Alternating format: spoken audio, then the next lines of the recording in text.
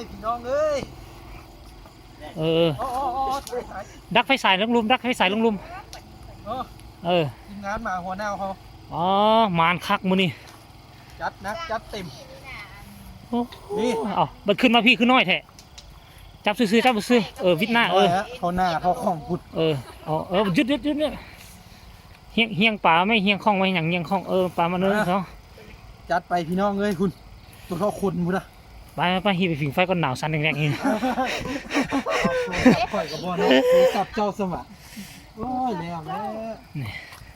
เอายองสิตุ๊กน้ำดื่มไหมเอายองสิตุ๊กน้ำดื่มไหมเอาผมข่อย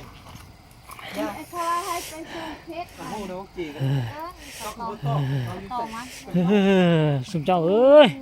โอ้แต่หีบแกเสื้อกันทุกคนเมียนเดิมเอากระได้คือกันถูกไหมเดี๋ยวคือเก่าทำดังใช่ยังใช่ป่ะมาแล้วที่ต้องถ่ายมาต้องสู้ได้ไปไงดิเอาพี่น้องเลยมาถึงที่อยู่เลยบนไหนนี่แจ็คเฟดบุกปุ๋ยน้องเอาปิ้งเลยบ่คือไอ้เน็ตยิงแล้วทีมงานมาหัวหน้าหมอนี่ยังบ่แล้วได้เมียไทยตื่มได้2-3ลืมบุญได้ซ้ำโตนั่นจะซื้อมาให้ค่อยกินอ่ะประมาณโล2ได้อยู่ดอกโล3โล3ขีดไอ้นี่เสียนอะไรนี่เอามาเบิ่งกันไหมมาเบิ่งกันกันห้อยเฮายิงกันมานี่ทุกคนเบิ่งนี่เบิ่งห้อยเฮายิงน่ะดอกขมิดแม่ใส่นี่ไหนแม่ใส่นี่แต่ว่าสัตว์ใส่นี่นี่เดี๋ยวซื้อนี่สัตว์เขานี่คานี่บ่เห็นได้เห็นแต่คานี่อยู่น้ำตื้นๆนึงน่ะเฮาก็อย่างอีเดียวเนาะว่าที่สัตว์ใส่ตาถึงนี่คิดว่ามันสิหนีสุดท้ายว่าห่างไปประมาณ2เมตรเนาะไปอยู่2เมตรบักเน็ตได้อีกบ่นึงเอาง่อยสิตุกใส่ตุกดูว่าใหญ่ขนาดใดตุกน้ำมันตัวนี้เท่าไหร่5 ลิตรยองไหมก็ไม่ไหมเปลี่ยนน้ำมันเนี่ยใส่ตุกนี่ยังตุกน้ำส้มสายซูตัวนี้3 ลิตรบ่โอ้5 ลิตรเด้4 ลิตรอ่ะตุก4 ลิตรอ๋อโถเนาะพี่น้องเอ้ยยังบ่ตายนี่รูปผลงานมันตาบอดมันเมาไอ้ยิงก่อนนี่เฮาได้นะกันเฮาเป็นคนเดี่ยวยิงเข้านี่ก้อนนี่นะดอกขมิดพวกนี้รุดมันเมาแล้วก็เลย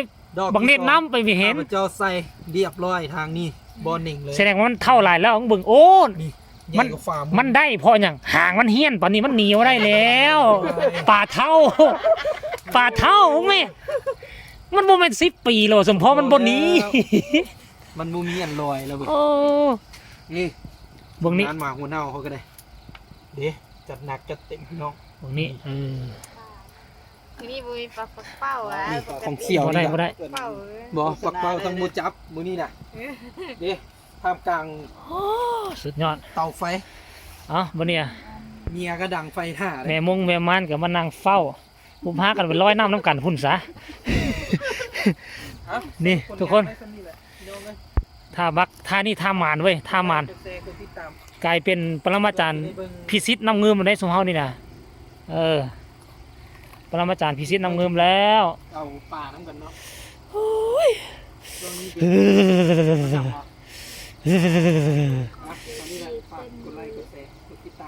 ของ5 โลนี่นะของน้อยบอกมาของน้อยนะดินไหนตัวไอแนทคลิปนี้ฝากไว้สำนี้ละพอได้โซ่ผลงานอันฉลองเสื้อใหม่จกมาให้